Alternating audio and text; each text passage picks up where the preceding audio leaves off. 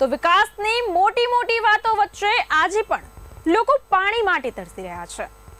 ઘરે ઘરે નળ કદાચ પહોંચી ગયા હશે, પણ પાણી ક્યારે પહોંચશે તે ખૂબ મોટો સવાલ છે, કેમ કે આજે પણ છેવાડાના ગામડામાં નળ લગાવી દીધા છે। 100% નળ યોજના કાગળ પર બતાવી દેવામાં આવી છે, પણ આજે પણ ત્યાં પાણી નથી। આજે પણ ત્યાં પાણી નથી પહોંચી રહ્યા।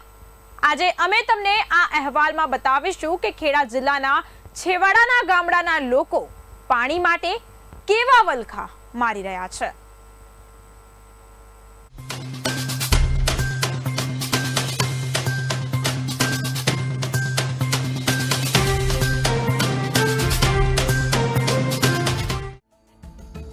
નળ છે પણ પાણી નથી, પાણી માટે વલખા।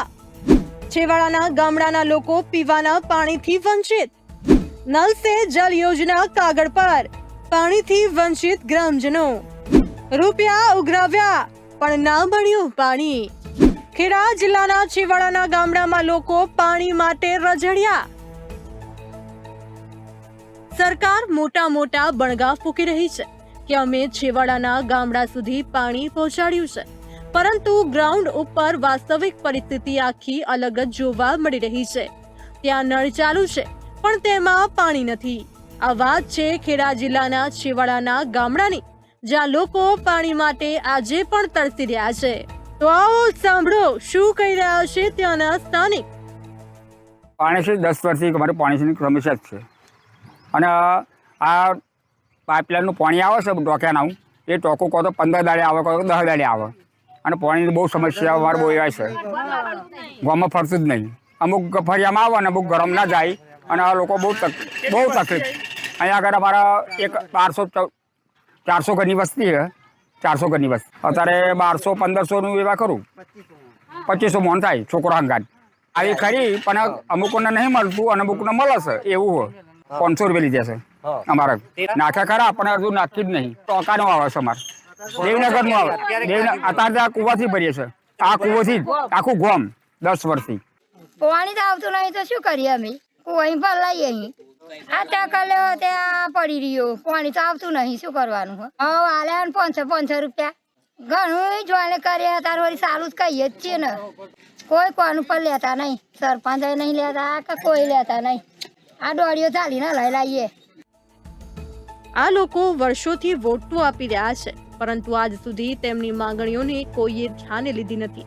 જે રીતે ગ્રામજનો જણાવી રહ્યા છે તે સાંભળતા તો લાગી રહ્યું છે કે આ લોકોનો ફક્ત વોટ લેવા જ ઉપયોગ કરાઈ રહ્યો છે, કેમ કે આ લોકોની સમસ્યા આજકાલની નથી, પણ છેલ્લા 10 વર્ષ કરતા વધુ સમયથી છે, છતાં પણ કોઈએ તેમની માંગણી ધ્યાને લીધી નથી। આજે પાણી મળશે, કાલે પાણી મળશે તેની રાહ જોઈ રહ્યા છે, પણ તેમને પાણી તો નથી મળ્યું, પણ મળી છે તો ફક્ત નિરાશા જ મળી છે। સમસ્યા અમારે પાણી કોઈ બહુ તકલીફ છે। અમારે 10 વર્ષથી કે ટોકો બને પાણી એક ટેપું મારા ઘરે આવ્યું નથી। ત્યાં રામજી મેલ્લો અને હોળી ચકલા 2 મેલામાં પાણી એક ટેપું આવ્યું નથી અત્યાર લગી। તો અમે સમસ્યા બધા સરપંચને ડેરેકને બધા કહી ચૂક્યા છે, પણ કોઈ અમારી સમસ્યા લીધી નથી એમને। તો અમે રજૂ કરીએ છીએ કે અમારે પાણી જોઈએ। કામ એ મારી સનમ આવે ત્યાંનું કુવાનું જ પીવું, હા આખું ગામ અહીંથી જ ભરે છે। એક અમુક ફરિયામાં ફરતું હશે પાણી, પણ અમારા ફરિયામાં તો ટેપું પાણી આવ્યું નથી હજુ। અમારા નળ જ આવતું જ નથી। પછી અમે શું થાય ગામમાં આવતું અમે શું અમારા ફરિયામાં તો પાણી ટેપું નથી આવ્યું મારા ઘેર હજુ। થોડી ચકલા રામદેવજી મારો મેળલો 2 ફરિયામાં પાણી ટેપું હજુ આવ્યું નથી।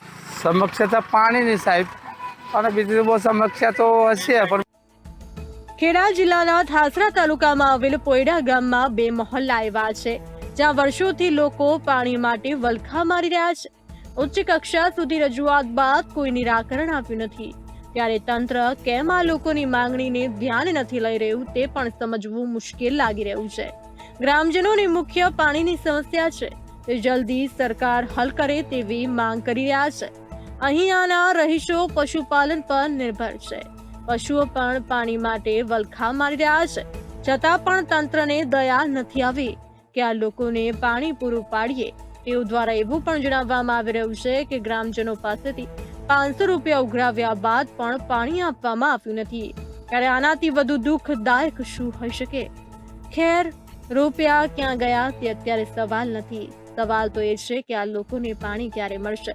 આ લોકોની સમસ્યાનું સરકાર અંત લાવશે કે પછી હજુ પણ પીવાના પાણી માટે વલખા જ મારવા પડશે? શીતલ ભટ્ટ, બ્યુરો રિપોર્ટ, બે ઇન્ડિયા ન્યૂઝ.